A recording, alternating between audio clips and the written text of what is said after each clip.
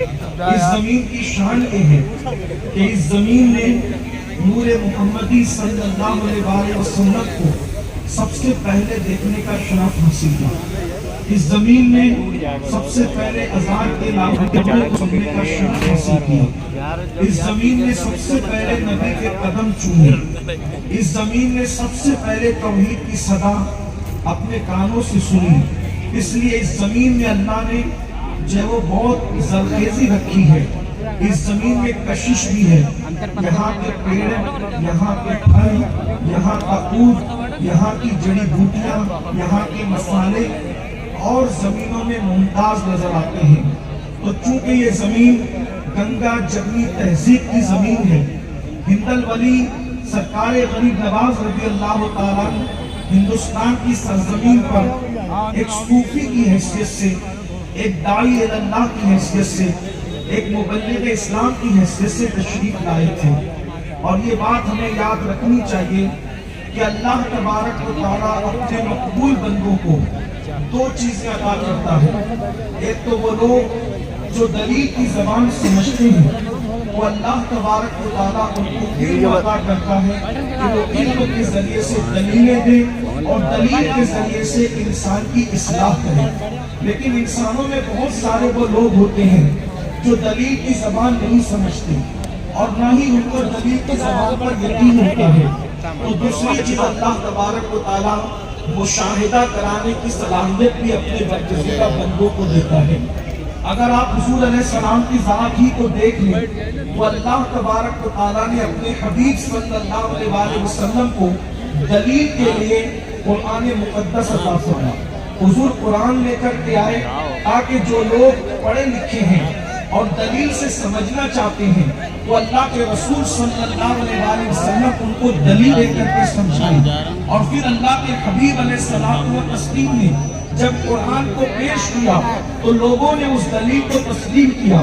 خود سیدنا فاروق اعظم عمر ابن خطاب رضی اللہ تبارک و تعالیٰ عنہ کوئی معجزہ دیکھ کر مسلمان نہیں ہوئے بلکہ قرآن کو سن کر مسلمان ہوئے۔ اور قرآن اتنا خوبصورت معجزہ ہے اس معنی میں کہ قرآن بھی خود معجزہ ہے، لیکن وہ معجزات جس کو عرف عام میں لوگ معجزہ کہتے ہیں، بظاہر وہ چیزیں جیسے چاند کو ٹکڑے ہوتا ہوا دیکھنا، سورج کا پلٹنا، اسی طریقے سے انگلیوں سے پانی کے چشموں کا جاری ہونا اور دیگر چیزیں، یہ ساری چیزیں دیکھ کر فاروق اعظم مسلمان نہیں ہوئے بلکہ فاروق اعظم رضی اللہ تعالیٰ کا جو اسلام ہے وہ قرآن کو سن کر ہے۔ اسی طریقے سے حضرت طفیل بن عمرو رضی اللہ تبارک و تعالیٰ عنہ وہ قرآن سن کر کے مسلمان ہوئے۔ اسی طریقے سے اور بھی لوگ، خود نجاشی جو بادشاہ تھے حبشہ کے، انہوں نے سورہ مریم سنا اور سورہ مریم جب وہ سن رہے تھے تو تخت پر بیٹھے ہوئے وہ زمین پر اتر آئے اور ان کی آنکھیں ابل ابل پڑی اور وہ زمین پر بیٹھ کر کے قاری کے ساتھ رونے لگے اور کہنے لگے واللہ یہ جو حضرت عیسیٰ ابن مریم نے جس بات کی دعوت دی ہے اس سے بہت مختلف کوئی بھی چیز آپ کے مذہب میں نہیں ہے۔ اس طریقے سے نجاشی مسلمان ہوئے۔ اللہ اکبر۔ لیکن ایک طبقہ وہ بھی تھا جو قرآن سنتا تو تھا، قرآن کو سننے کے بعد کہتا تھا کہ معاذ اللہ، محمد عربی تو اس کو اپنی طرف سے بنا کر کے پیش کرتے ہیں، اساطیر الاولین اس کو کہا گیا کہ یہ تو پرانے دور کے اور دوسرے لوگوں کے دور کی کہانی اور قصے ہیں۔ اسی طریقے سے کسی نے اس کو شاعری کہی، کسی نے اس کو کچھ کہا۔ اس وقت جو لوگ قرآن کی زبان نہ سمجھ سکتے تھے، اللہ کے رسول صلی اللہ علیہ وسلم نے پھر ان کو معجزات دکھائے۔ وہ معجزات جو حسی معجزات ہیں، مثال کے طور پر معبد کی بکری کا، وہ بکری کا دودھ دھویا جانا جس نے ابھی بچے کو پیدا نہ کیا تھا، پھر اس کا بیمار ہونا اور بیمار ہونے کے بعد اس کے تھن سے دودھ کا نکالنا، اسی طریقے سے کنکریوں کو کلمہ پڑھانا، اسی طریقے سے جابر کے بچوں کو زندگی عطا کرنا، اسی طریقے سے بکری کو زندہ کرنا، اسی طرح سے پیڑوں کو چلا کر اپنے پاس بلانا، پھر پیڑوں کو ان کی جگہ واپس کر دینا، فرمایا یہ اللہ کے رسول علیہ السلام کے وہ معجزات ہیں پھر جن کو دیکھ کر لوگوں نے اسلام قبول کیا. لیکن اللہ اکبر جب صوفیاء کرام کا دور آیا, یہ صوفیہ کیا ہے؟ یاد رکھیے تصوف کے بارے میں یہ غلط فہمی ہے کہ یہ الہاد ہے, بے دینی ہے, زندیقیت ہے اور یہ کوئی الگ سے کوئی چیز ہے. یاد رکھیے تصوف کا ذکر حدیث جبریل میں موجود ہے. حدیث جبریل کے 3 حصے ہیں اور اس کا آخری حصہ میں نے تلاوت کیا ہے. اللہ کے رسول علیہ السلام کی بارگاہ میں جبریل علیہ السلام حضور علیہ السلام کے پاس آئے. ان دنوں صحابہ کرام حضور سے سوال کرنے میں ڈرتے تھے, جھجک محسوس کرتے تھے. وہ اللہ کے رسول صلی اللہ تبارک و تعالی علیہ وسلم سے وہ ڈر کے مارے سوال نہیں کرتے تھے. تو سیدنا جبریل علیہ السلام انسانی شکل میں تشریف لائے. اس کو حدیث جبریل کہتے ہیں. حضرت سیدنا عمر ابن خطاب فاروق اعظم بیان کرتے ہیں کہ آنے والا جو آیا وہ بہت خوبصورت تھا, لیکن وہ نہ مکے کا لگتا تھا نہ مدینہ منورہ کا لگتا تھا. خوبصورت بہت تھا. اس کے چہرے سے اور اس کے لباس سے سفر کے آثار نظر نہیں آتے تھے. اس کی داڑھی میں کراش بہت خوبصورت تھی, کپڑے بالکل چمکتے اور اجلے ہوئے تھے. وہ آیا اور آ کر کے 2 زانوں حضور علیہ السلام کے گھٹنوں سے گھٹنے لگا کر اتنے قریب بیٹھ گیا. حالانکہ اتنے قریب کوئی نہیں بیٹھتا تھا. میں حدیث کو آگے بڑھانے سے پہلے آپ سے عرض کرنا چاہتا ہوں, کہاں ہے وہ فکر رکھنے والے کہ نبی ہماری طرح انسان ہے. جہاں جبریل بھی 2 زانو ہو کر کے بیٹھتے ہیں وہ مصطفیٰ جان رحمت کا دربار ہے. جبریل شان سے فاروق اعظم بیان کر رہے ہیں, اپنے گھٹنے حضور کے گھٹنوں سے لگایا اور حضور علیہ السلام سے انہوں نے چند سوالات کیے. آخری سوال سے پہلے والا سوال یہ تھا, مل احسان یا رسول اللہ, حضور احسان کیا ہے؟ یہ احسان ہی کی تشریح کو تصوف کہتے ہیں. اسلام کی تشریح کو اللہ اکبر فقہ کے قانون کی طرح تشریح کر دی گئی. ایمان کو علم کلام کے حوالے سے اس کی تشریح کر دی گئی. لیکن احسان یہ تصوف ہے, اس لیے کہ اسلام اور ایمان کا سوال تو پوچھ لیا گیا. اب یہ احسان کیا ہے یہ 20واں سوال تھا. تو اللہ کے رسول علیہ السلام نے فرمایا الاحسان, احسان کیا ہے یعنی تصوف کیا ہے؟ ان تعبد اللہ کأنک ترا فإن لم تکن ترا فإنہ یرا, کہ جب تو اللہ کی عبادت کر اس شان سے کر کہ گویا تو خدا کو دیکھ رہا ہے, گویا تو خدا کو دیکھ رہا ہے.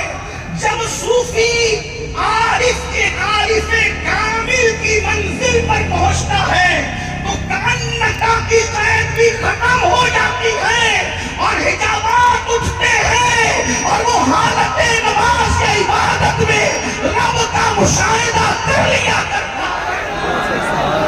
حضور غریب نواز رضی اللہ تعالیٰ فرماتے ہیں عارف کا سب سے کم درجہ, یہ عارف کا یعنی صوفی کا سب سے کم درجہ یہ ہے کہ وہ ایک قدم میں عرش پر پہنچتا ہے, ایک قدم میں عرش پر پہنچتا ہے اور حجاب عظمت اور حجاب اکبر تک اس کی رسائی ہوتی ہے اور وہ دوسرے قدم میں اپنے مقام پر آ جاتا ہے. یہ عارف کا فرماتے ہیں عارف کا سب سے کم درجہ یہ ہے. اور جب عارف کامل ہو جاتا ہے, جب کم درجہ یہ ہے کہ ایک قدم میں عرش پر پہنچتا ہے, یہ کم درجہ ہے. جب عارف کامل ہو جاتا ہے تو فریا اس کی شان بیان ہی نہیں ہو سکتی, اس کو اللہ کے سوا کوئی نہیں جانتا. جب عارف کا مقام یہ ہے عارف کا, تو عارف کا یہ مقام ہے تو پھر صحابہ کا مقام کیا ہوگا؟ اور جب شان صحابیت یہ ہے تو پھر شان مصطفیٰ کیا ہوگا؟ لوگ اگر کہتے ہیں کہ ہم چشتی صابری ہیں, سہارنپور کے ارد گرد کے لوگ اپنے آپ کو چشتی صابری کہتے ہیں. میں نے کہا چشتیت تو غریب نواز کے عقیدے کے بغیر ہے ہی نہیں. تو جب غریب نواز ایک قدم میں عارف کو عرش تک مان رہے ہیں تو پھر تم کو معراج مصطفیٰ سے اختلاف کیا ہے؟ جب ان کی نالین بردار کا مقام یہ ہے تو پھر حضور علیہ الصلوۃ والتسلیم کی شان کیا ہوگی؟ ہم تو یہ کہتے ہیں کہ حضور کا معراج پہ جانے سے ہمیں تعجب نہیں ہوتا، وہاں سے آنے پر ہمیں تعجب ہوتا ہے، اس لیے کہ وہ معراج پر گئے کیوں اور کس طرح گئے؟ اس لیے کہ مولوی جی جب نے اپنے گھر جانے پر تجھے اعتراض نہیں ہے تو مصطفیٰ جان رحمت کی اپنے گھر جانے پر تجھے اعتراض کیسے ہو؟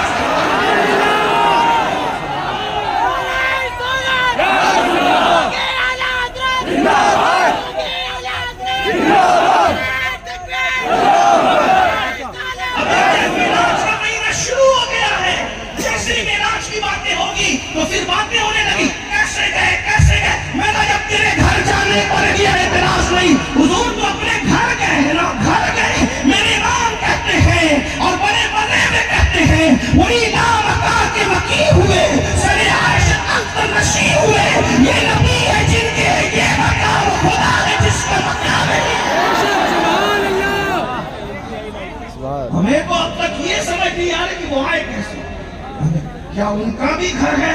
میں نے کہا کیوں نہیں، کیونکہ اللہ خود فرماتا ہے، کتنی آیتیں پڑھی جا سکتے، سنیے۔ وہ پہلی بات، انسان جہاں سے آتا ہے وہی اس کا مقام ہوتا ہے۔ وہ آئے کہاں سے تھے؟ کہاں سے آئے؟ قرآن کہتا ہے لقد جاءکم، قرآن کہہ رہا ہے لقد جاءکم، تحقیق کے ہمارے پاس سے تمہارے پاس رسول، عزت والا رسول آیا۔ اللہ فرمانا وہ ہمارے پاس سے ہی آئے تمہارے پاس۔ دوسرے مقام پر قرآن ارشاد فرماتا ہے هو الذی ارسل رسولہ، اللہ اکبر، وہ اللہ ہے جس نے اپنے پاس سے تمہارے پاس رسول کو بھیجا۔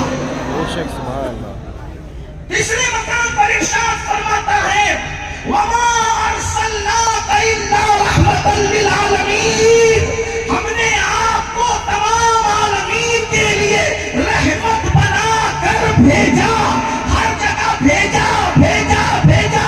یہ بھیجے کا مطلب کیا ہے؟ ارے بھیجا اس کو جاتا ہے جو پہلے کہیں موجود رہتا ہے۔ اللہ فرماتا ہے ہم نے بھیجا۔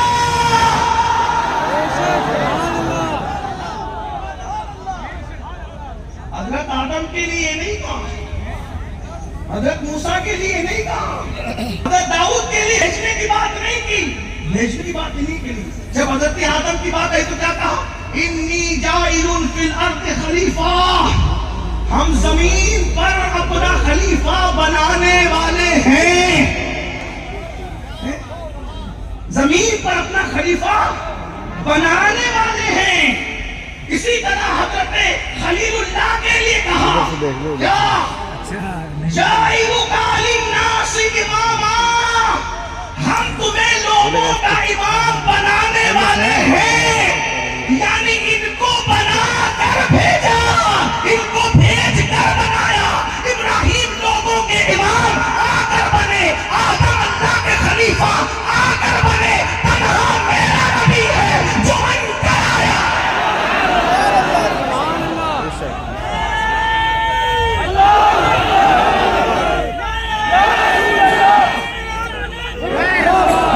حضور خود فرماتے انی بعثت معلما، میں معلم بن کر آیا ہوں۔ بن کہیں تو بنایا جا رہا تھا، اب ہم نہیں کہتے تم ہی کہہ دو کہ جہاں سے آئے اس کا پتہ تم ہی بتا دو، اس لیے کہ علم کا غرور تو آپ کو بھی ہے۔ آپ کے یہاں تو قاسم العلوم والخیرات، اور بات ہے کہ تم نبی کو قاسم نہیں مانتے، نبی کو قاسم نعمت نہیں مانتے، اپنے مولوی کو قاسم العلوم بھی مانتے ہیں، والخیرات بھی مانتے ہیں۔ اور الخیرات والخیرات والے ذرا غور سے سنو، اللہ اکبر بتاؤ پھر یہ آئے کہاں سے؟ تو ماننا پڑے گا اللہ خود کہہ رہا ہے، اللہ پاک ارشاد فرما رہا ہے ہم نے اپنے اپنے پاس سے بھیجا، اپنے پاس سے بھیجا، اپنے پاس سے بھیجا۔ اب آپ مجھے بتائیں تو بہرحال سرکار غریب نواز یہ فرما رہے، کیا فرما رہے ہیں کہ عارف کا سب سے کم درجہ یہ ہوتا ہے کہ وہ ایک قدم میں عرش پر جاتا ہے، حجاب عظمت کی طرف جاتا ہے، یہ کم درجے کا عارف ہے۔ اور جو عارف کامل ہے اس کا تو بیان ہی نہیں ہے۔ اللہ اکبر۔ اور یہ بات یاد رکھنا، آدمی عارف بنتا کب ہے؟ جب اس کو اللہ کی پہچان ہوتی۔ اسی لیے اوروں کو عارف بننے کے لیے غاروں میں، مسجدوں میں، خانقاہوں میں حق ہو کی صدا کرنی پڑی۔ 70-80 سالوں میں جس مقام پر حق ہو کہنے والے پہنچے، یہ حضور کی نگاہ کا فیض تھا کہ میرے آقا نے صحابہ کو